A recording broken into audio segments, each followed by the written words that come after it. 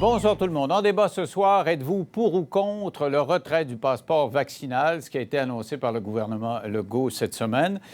Dès cette semaine, justement, l'obligation vaccinale a été levée pour les grandes surfaces, la Société des alcools du Québec, de même que la SQDC.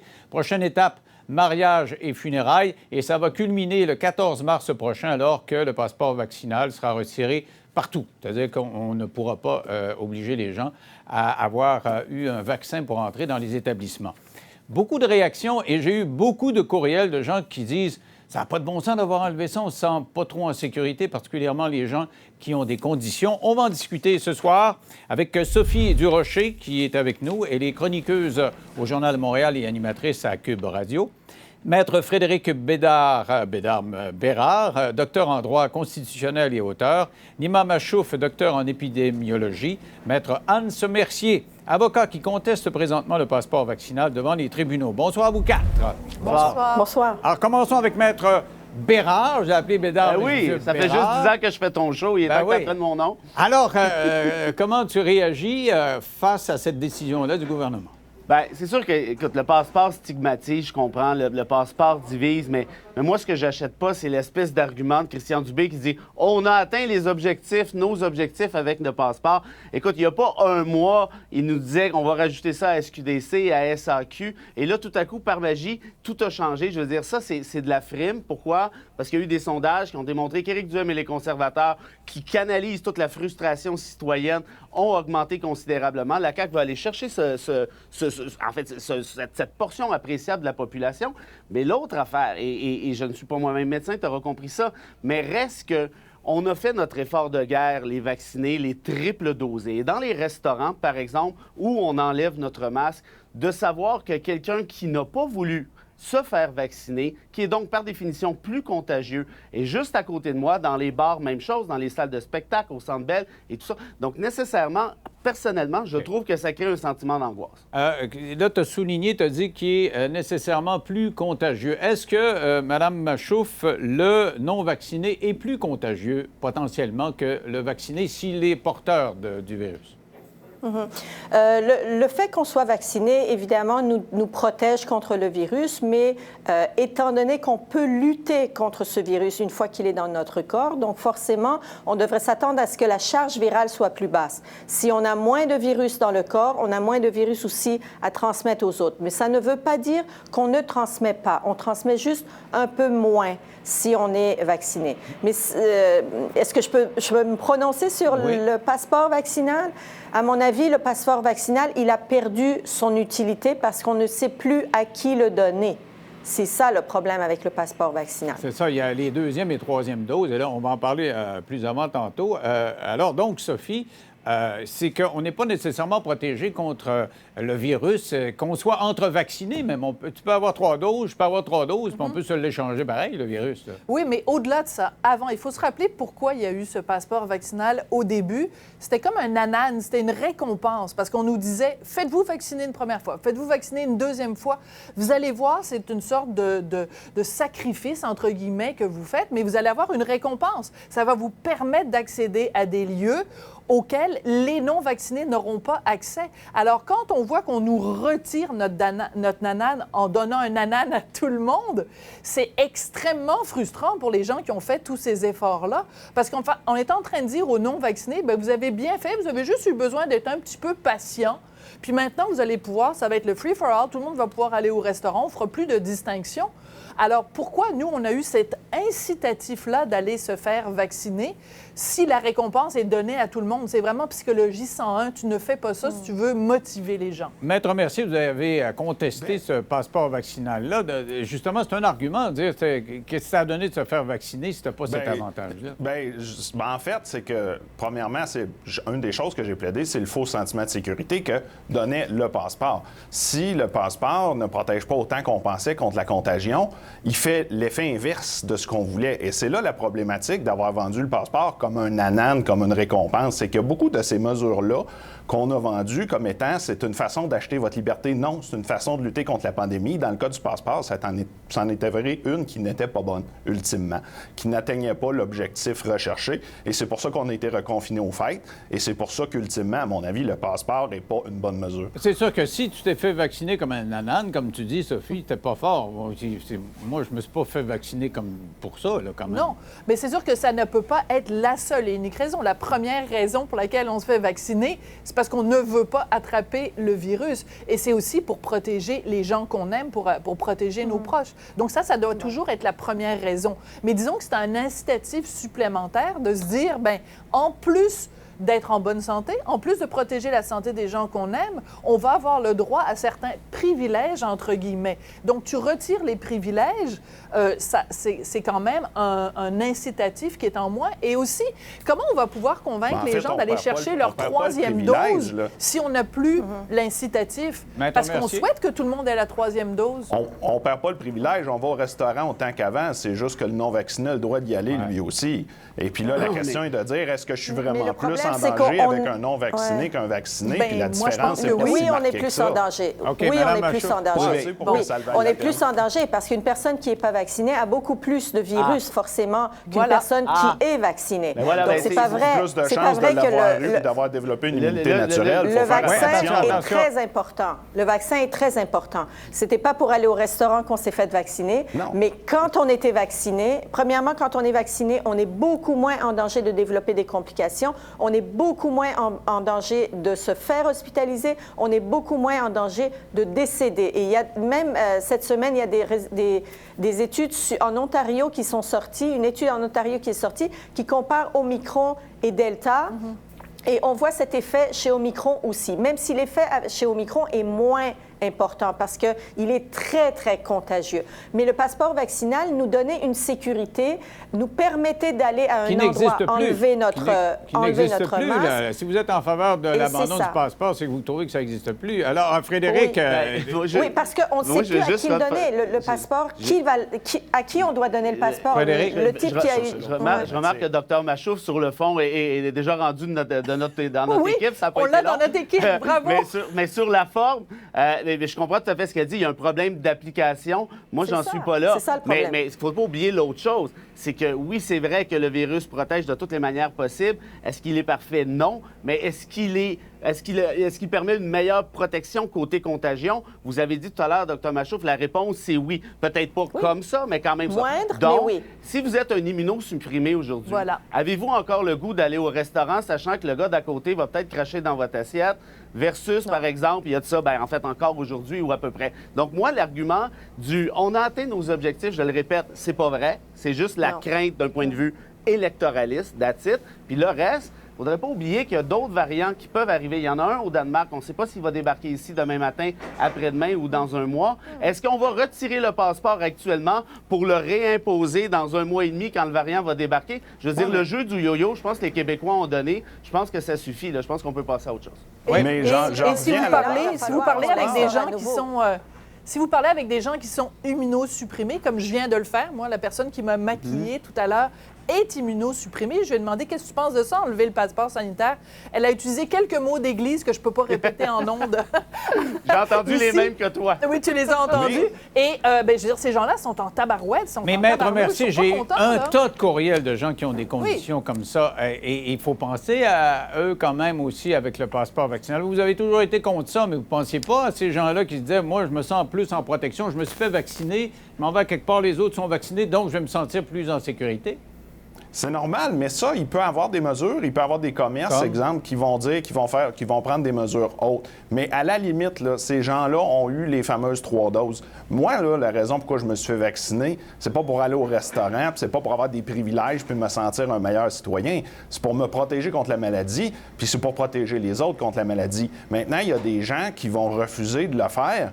Puis ça, c'est le prix à payer d'une société libre. Puis la question est toujours, il est où le risque, à quel point il est élevé? Et là, si on en vient à dire, c'est tellement dangereux, ça n'a rien donné de nous faire vacciner parce qu'à ce moment-là, on n'est pas protégé. Évidemment que je suis moins à risque entre vaccinés, mais je suis quand même vacciné par rapport aux non-vaccinés. J'ai la même protection. C'est juste que mon risque est plus élevé. Et là, la question, est-ce que le risque est acceptable? C'est un choix très, très, très individuel. Est-ce que ça vous tente d'aller au cinéma avec quelqu'un qui est à côté, qui mange son popcorn, qui enlève son masque, qui mange son popcorn? Riez-vous, Maître Mercier? Moi, ça me tente plus d'aller au cinéma. Moi, j'ai aucun problème avec ça. Mais si vous étiez non vacciné... Pardon, si vous étiez immunosupprimé, Ou si non votre vacciné, enfant était iriez-vous? immunosupprimé, Si j'étais Maître Mercier? immunosupprimé ou que j'avais quelqu'un d'immunosupprimé dans ma famille puis que je craignais à ce point-là puis que je jugeais le risque suffisamment élevé, je sortirais pas. Bien là, c'est le fun. OK, Ces ouais, gens-là n'auront plus de vie Fait que parce donc, qu'on finalement, enlève le passeport sanitaire. Donc, Ouais, mais à un moment l'immunosupprimé, donné, c'est un instant, oui, mais l'immunosupprimé c'est un qui s'est fait choix. vacciner, lui, il reste chez lui, mais celui qui a décidé de ne Exactement. pas faire son Voilà. effort de Écoutez, garde j'ai des par nouvelles. égoïsme, lui, il n'y a pas de J'ai problème. des nouvelles pour vous. là. L'immunosupprimé, même quand il n'y a pas de pandémie, il est à risque aussi d'attraper la grippe ou d'attraper d'autres maladies. Il Ben est oui, plus mais vulnérable. c'est pas Et parce il va que- être- Oui, mais mais Maître la Mercier, COVID, est-ce c'est qu'il va d'autres choses. s'empêcher de Des petits vivre parce plaisirs qu'il de est temps en temps. immunosupprimé? Mais Madame, C'est très, docteur très Machouf, là, vous différent êtes de- la de sommité la- scientifique là-dedans. Là. Loin de là. Mais est-ce que vous iriez au restaurant avec quelqu'un dont vous n'êtes pas sûr qu'il est vacciné à côté? Moi, j'irais à un restaurant si le restaurant a un bon système d'aération. Ah. Si l'air... Parce que le virus, il y a une chose qui n'a pas changé durant cette pandémie, c'est la façon dont le virus se transmet. Le virus se transmet comme de la fumée de cigarette. Il est comme un aérosol. Il est dans l'air. C'est pour ça qu'il est très important de se vacciner, de se protéger, mais pour protéger les autres aussi. Porter le masque pour se protéger, mais protéger les autres aussi. Parce que les autres, juste parce qu'ils s'assoient à côté d'une personne infectée, peuvent être à risque. Pour réduire ce risque, si on a un bon système d'aération, bien, le risque que le virus qui est dans l'air, que je le respire, est beaucoup moins élevé. Donc, je vais être rassurée d'aller dans un restaurant si le restaurant me dit, moi, j'ai pris des mesures pour épurer l'air. Alors, Frédéric a l'air très dubitatif. Ben, je sais pas, c'est déjà assez compliqué de même. Comment on fait pour savoir? On débarque au resto, puis est-ce que votre système de ventilation, oui, On le ça demande, oui. ça me surprendrait que les restaurateurs disent non, ici c'est de la scrap, c'est bien trop dangereux, retournez chez vous. Je pense qu'ils vont tous à peu près dire qu'il n'y a aucun problème. Et là, ben, on perpétue mais le par cercle contre, les restaurants, ils peuvent prendre, par exemple, des moyens comme le capteur de CO2 pour faire de la Oui. publicité et dire que moi, je vous offre un environnement sécuritaire où je mesure l'air, je prends des Moi, j'ai une mesures idée. pour épurer l'air. Et j'ai une idée, on va retourner comme dans l'ancien temps, quand il y avait les sections fumeurs et non-fumeurs dans les restaurants. On va faire des la sections fumée, elle se promenait d'un bord vaccinés avec et l'autre. non vaccinés. Mais Maître Mercier, vous contestez devant les tribunaux. J'ai eu cette semaine un restaurateur qui dit, moi, je sais, j'ai une clientèle assez vieille, je sais qu'elle est insécure si il n'y a pas de passeport vaccinal. Le gouvernement l'a enlevé, bien moi, je vais l'exiger quand même. Est-ce que vous êtes d'accord avec ça? Est-ce qu'un commerçant doit se donner le droit ou avoir le droit de l'exiger, ce passeport-là? Ça, c'est toujours le danger de se faire dire qu'on fait de la discrimination. Ah, ben C'est oui. là la problématique. Mais c'est parce que vous Puis de m'avez dit toute façon, tantôt ce qu'il que faut s'ajuster mais- d'une place à mais l'autre. Ce que je plaide, c'est que c'était. Oui, mais regardez, il y en a des mesures, puis ça, c'est ça la question de l'atteinte minimale en droit, c'est de dire, y a-t-il des façons d'atteindre le même objectif en étant moins attentatoire aux libertés? Puis c'est drôle, mais une des choses, moi, que j'avais recommandé à l'époque, qui fait bien sourire Sophie, mais c'était de dire, il pourrait très bien avoir des restaurants qui diront, on va faire une zone non vaccinée puis une zone vaccinée. Et ça, à mon avis, ça serait difficilement contestable au niveau légal. Le constitutionnaliste dit quoi de ça? Une zone vaccinée puis une zone non vaccinée, on pourrait mettre une zone première dose, une zone 2 doses, 3 doses, Ben, ça une revient à la zone même écœurée problématique raide. que le passeport. Bon, non, mais je veux dire... Mais non, mais c'est. Non, mais voyons quand même, donc. sur le fond de la question... Le là, passeport, c'est la même chose. Ben non, le passeport, oui, mais je comprends, là, mais d'un côté, Il y a pas de- application, tu sais, c'est quand on même va-tu pas avoir simple. un passeport jaune, un passeport orange, dépendamment du nombre de doses qu'on a. Non, mais le problème actuellement, c'est ça que Mme Machouf nous a expliqué tantôt, c'est qu'on a tous eu deux doses, enfin les vaccinés qui ont eu 2 doses. Il s'agit de savoir est-ce qu'on va avoir la 3e. Moi, j'ai eu la 3e, il y a des gens qui ne l'ont pas parce qu'ils ont attrapé la COVID depuis ce temps-là. Ah oui. Et donc, on Ils leur en ont dit, pas besoin. attendez 3 mois. Donc, vous attendez 3 mois, ils ne peuvent pas se faire vacciner, ils sont entre les deux. Donc, tu ne peux pas avoir de passeport vaccinal requérant 3 doses parce que tu n'es pas capable d'appliquer. Mme Machouf, c'est ce qui fait que, dans le fond, vous êtes contre ça. C'est là. ça. C'est trop C'est compliqué. c'est pour ça que je dis qu'il n'est plus applicable. Parce qu'une personne après 2 doses qui a eu la COVID, elle est immunisée pour l'instant. Au moins, malheureusement, les vaccins ne nous donnent pas une immunité à long terme. Elle est de courte durée, malheureusement. Même la maladie, elle nous confère une immunité qui est de courte durée. Mais elle confère quand même une immunité. Donc, la personne qui vient de l'avoir le mois passé, elle est immunisée pour au moins Mais- 1 ou 2 mois. Donc, n'a pas besoin de vaccin, mais elle n'a pas de preuve parce qu'elle s'est fait tester avec un test rapide en plus. Ouais. Frédéric, donc, elle ne rapidement, peut 20 pas secondes. montrer Ça, qu'elle avait été je comprends infectée. cet enjeu-là, mais je dirais, une manière de contourner, à plus forte raison, c'est de laisser le passeport vaccinal. Parce que les gens qui ont déjà été double dosés, même s'ils l'ont eu en décembre, il y a des chances qu'ils obtiennent leur 3e dose, donc si je calcule bien, vers avril ou à peu près, on est pratiquement déjà rendu. Le problème, c'est que là, on retire ce passeport-là pour faire plaisir à une frange de la population. Et le problème qui va arriver, c'est qu'on va vouloir peut-être être obligé de le réimposer par la suite. Il faut s'arrêter là-dessus, mais au retour, on va parler justement, est-ce que c'est pour faire plaisir au monde? Parce que le restaurateur dont je parlais tantôt me soulignait, il disait, à Noël, on avait 2000 personnes, c'est-à-dire on avait 1000 personnes à l'hôpital. Et là, il fallait tout fermer. Là, on en a encore 2000, puis on ouvre tout. Et il trouvait qu'il n'y avait pas de logique, on en parle dans 3 minutes après la pause.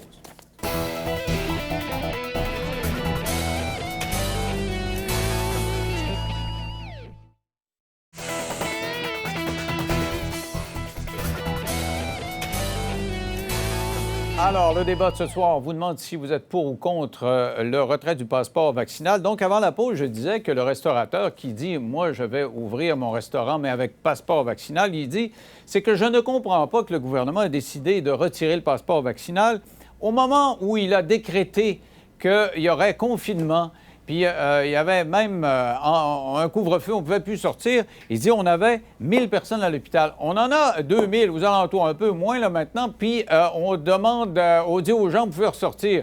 C'est ça, cette contradiction-là, Maître Mercier, là, qui est le problème. Bien, c'est parce qu'à un moment donné, il faudra que les gens comprennent que le risque zéro n'existe pas. Et là, politiquement, on essaie de vendre cette notion-là que le scénario parfait existe où il n'y aura plus jamais rien, puis la COVID, il n'y en aura pas. Et tout le monde sait, ça va revenir d'année en année comme la grippe. Et c'est pas une grippe, je ne fais pas la comparaison en disant que les deux sont pareils, mais ça va revenir, il faudra s'adapter avec des campagnes, puis certaines mesures, mais des mesures raisonnables en acceptant de dire que le risque zéro, ça ne se peut pas et qu'on ne peut pas forcer des gens à recevoir un traitement donc, médical. Maître Mercier, il aurait dont fallu ils le ne garder, veulent le pas. passeport, attendre que ça baisse plus, non? Oui, mais pas... Il y a Ben, pas... ça, c'est la question. C'est qu'à un moment donné, le passeport, c'est toujours les deux volets, les deux fameux volets. Parce que la raison qu'on disait, c'était pour sauver le système hospitalier. Il n'y a plus personne qui chantait la chanson de dire que c'était pour réduire la propagation. OK. Parce que justement, avec le nouveau variant, avec l'Omicron, la propagation, l'impact était à peu près...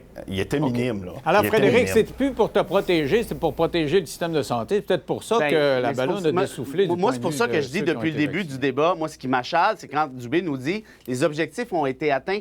C'est pas vrai. Quand on a imposé le passeport, c'était justement pour protéger notre personnel soignant, pour éviter le plus de délestage possible. On est non seulement dans la même situation, mais x2, peut-être x3 qu'au moment où on a adopté le passeport. Donc, de venir me dire qu'aujourd'hui, on atteint les objectifs, on peut le retirer, c'est un non-sens et ça affecte toute la crédibilité de ce gouvernement-là. Bien, c'est-à-dire que c'est clairement électoraliste. Il y a les élections qui s'en viennent.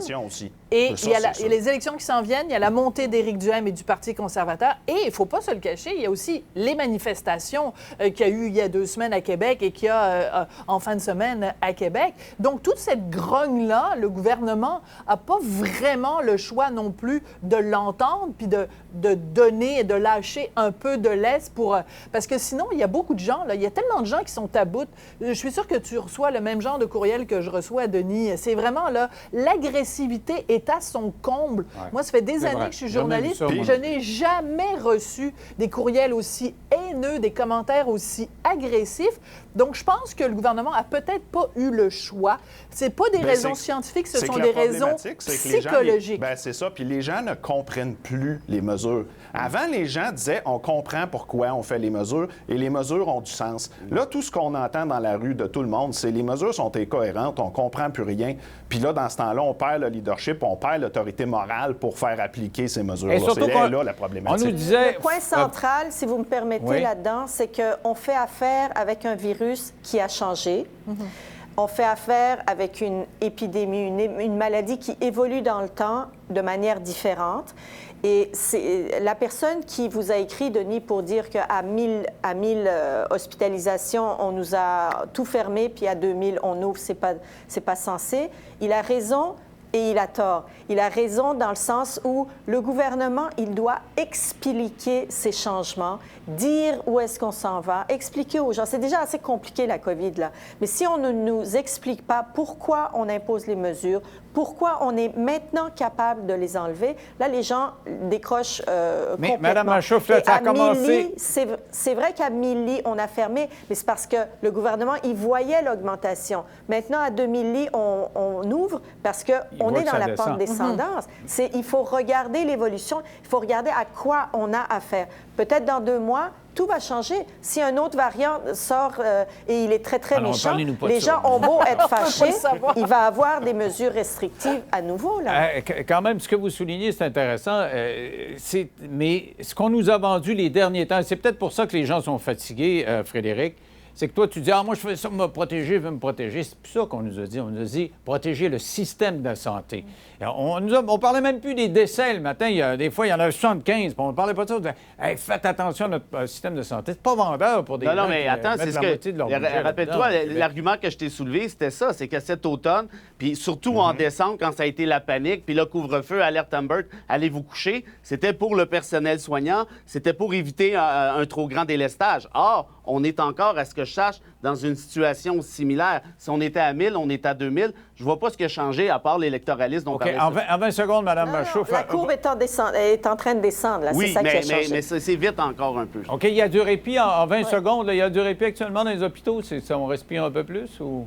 Oui, on respire un peu plus dans les hôpitaux. OK. Bon, c'est important de le souligner parce que Mais on descend... La COVID est toujours une maladie mortelle. On a à peu près 20 personnes qui décèdent par jour. OK. C'est pas banal, ça. OK, mais on comprend que vous avez un répit, c'est ça qui est important. Merci à vous quatre d'avoir participé à cette réflexion-là. C'est tout en ce qui nous concerne. On se retrouvera la semaine prochaine après JE. Bye-bye.